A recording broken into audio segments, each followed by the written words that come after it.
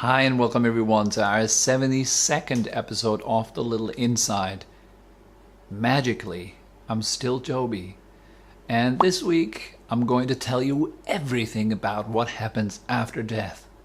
Let's get started right after the intro.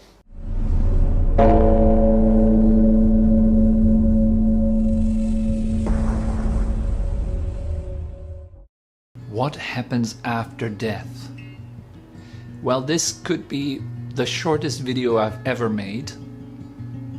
And the answer is, I don't know. I have no idea what happens after death. Alright guys, thank you very much for tuning in. See you next Wednesday. Have a great week. Bye bye. Now seriously, if you're asking me, I can honestly just only say I have no idea. I have been interested for some time in what is going to happen after death. I think like we all might have had some interest in what happens after death, and then you read your books, right? You read the Tibetan Book of Death, and then you read the Bible, and you read this and you read that, and you consult with people, and you watch videos on YouTube, and there's so many explanations and so many people who have different ideas and who will tell you exactly like, this is going to happen after death. I know for sure because blah, blah, blah, whatever. There is a lot of people who are absolutely sure about what they have been told must be the truth because it comes from authority, or they have read it in a very important book or whatever. You know, these kind of things are normal. Everywhere in the world you will find tons and thousands of opinions about what will happen after death, and every one of those opinions wants to be heard and wants to be seen and wants to be taken as important and valid. And I found that very confusing, to be honest, and I found it not really giving my life any more happiness or absence of suffering, to be honest. More confusion, yes. Having more confusion. Now, what is really going to happen after I die? I don't know. I have absolutely no idea. Still up to this point, some people, they think, oh, Tobi, you're a meditation teacher and you have been trained in the Tibetan Buddhist tradition. What is happening after death? Even though I've been trained in Tibetan Buddhist traditions, I personally cannot tell you what is going to happen after death. I feel actually it would be really dishonest to tell you that I know because I have read it or I have heard it from authorities or others and so forth. Then the only thing I could actually say is like, well, I've heard from a few authorities on the subject that this and that can happen. There's near-death experiences, which are experienced, by the way, differently in different cultures. So it's culture and upbringing seems to have an influence there and so forth. I just don't know. I'm not an expert on what happens after death because I don't remember, first of all. And many people who say they do remember, they give conflicting accounts and so forth. So I think, what is it that is really so important about after death? And so contemplating that, I came to the conclusion that for me, it is not important what is happening after death, but for me it's much more important how I spend my life. And my life is here and now, right now. What am I making out of this moment? Some people, they are afraid of what happens after death, so they act well now. For them, the motivation to make this moment count is coming from fear, the fear of negative consequences. That's legit, that's okay. We might be afraid of negative consequences when you have, for example, it keeps you safe on the road, right? When you're in your car and you're driving, you're afraid of negative consequences of crossing the red light, so you don't, right? So it keeps you safe. That's not a bad thing, of being afraid of negative consequences. That's actually quite clever. Then other people are looking forward to what happens after death. And so they are hopeful. Their motivation is to do a lot of good things and so forth. In my opinion, it's good to combine both, but not because of after death. But for me, it's more about what is happening in this life. If I'm being kind, if I'm being compassionate to someone else, what does that do to myself? What does that do to the other person right here and now? And then based upon that, I can see, okay, if I repeatedly do these things, like if I repeatedly act out of kindness, if I repeatedly let go of anger and fear, or if I repeatedly embrace my fear with loving kindness, or whatever I do as a practice, then the result is such. And so based upon studying what is actually happening right now, well, here's the cause, here's the result, and I'm observing that in the present moment, then I can notice, okay, this is a positive direction. This direction is uplifting, and this direction is leading downwards. So this I see as a motivation to act well, to act in ways that are skillful, aka leading to happiness, to abandon unskillful actions. Unskillful here meaning actions that lead to unhappiness.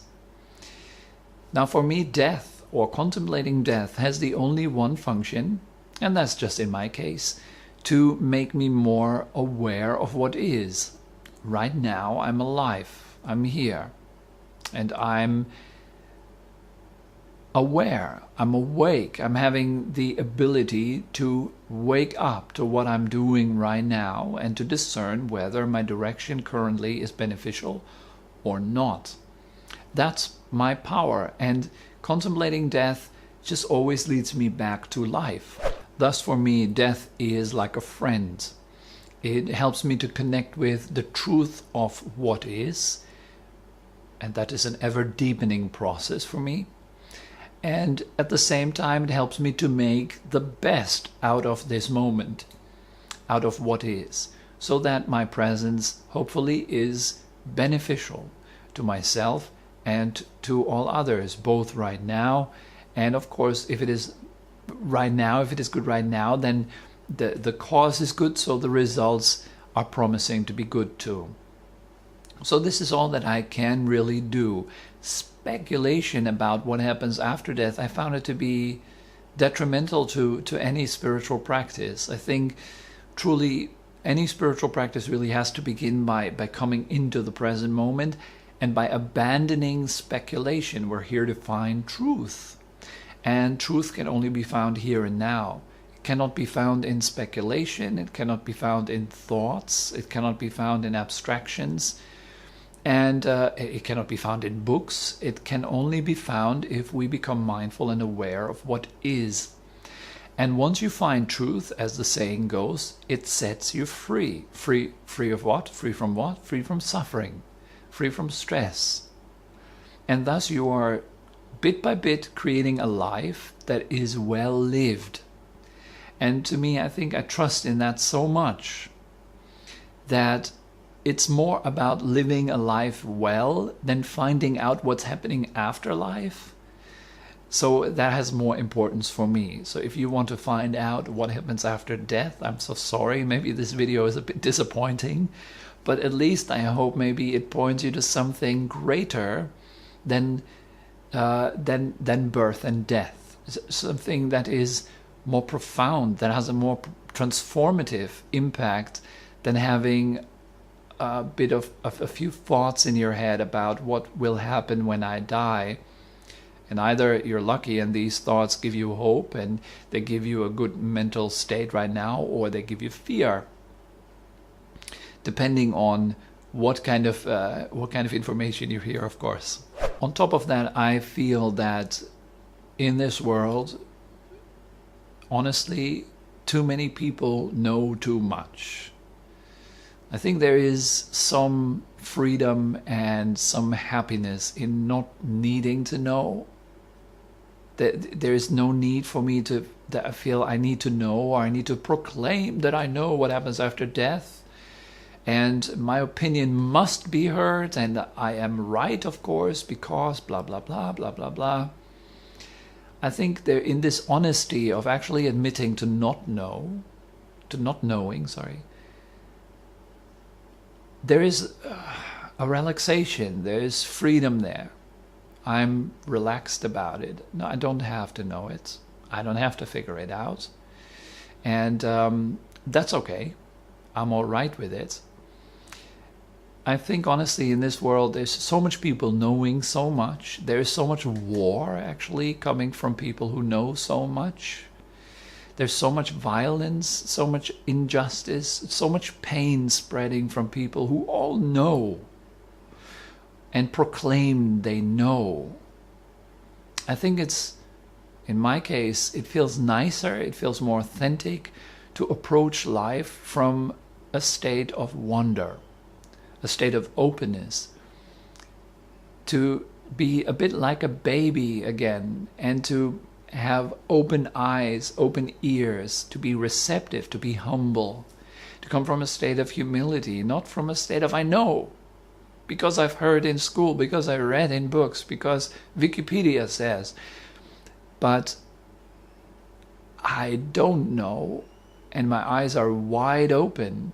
I'm here to learn, I'm here to listen, I'm here to pay attention to what is, to the truth of this moment.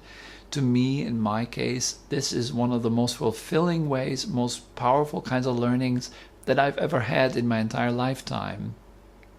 And I had my fair share of book learning and learning from other people and so forth. I found the learning that is most liberating was not coming from books. It was coming from opening up to what is, not what might be, or what others have said that there could be.